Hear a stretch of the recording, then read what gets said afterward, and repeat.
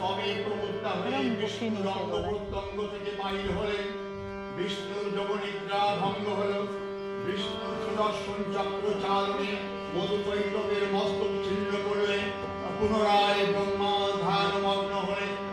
এদিকে কালান্তরে দুর্দর্শ দৈত্যরাজ মহিষাসুরের পরাক্রমে দেবতারা স্বর্গের অধিকার হারালেন। অসুরপতির অত্যাচারে দেবলোক বিষাদকার পরিম্লান হয়ে গেল। দেবগণ ব্রহ্মার শরণাপন্ন হলেন।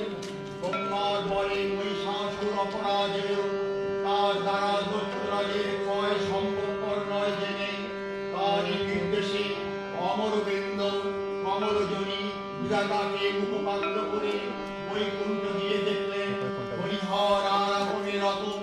ব্রহ্মা সম্মুখে নিবেদন করলেন মহিষাসুরের দুর্বিষহ অত্যাচার কাহিনী। স্বর্গভ্রষ্ট দেবতা কুলের এই বার্তা শুনলেন তারা। শান্ত যোগীবর মহাদেবের সুগৌর মুখমণ্ডল ক্রোধে রক্ত যাওয়ার মতো রাঙাবরণ ধারণ করল।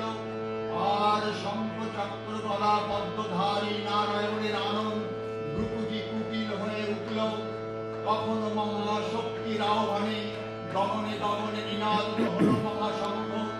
বিশ্বজনী বিষ্ণু রুদ্রের বদন থেকে তেজরাশি উচ্চরিত হল। ব্রহ্মা ও দেবগণের আনন্দ থেকে তেজ নির্গত হল।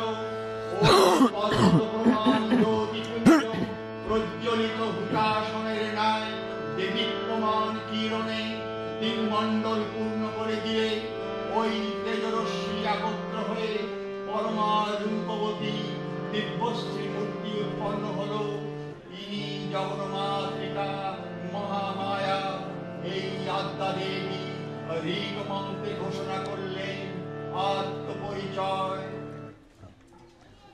The Rudras, the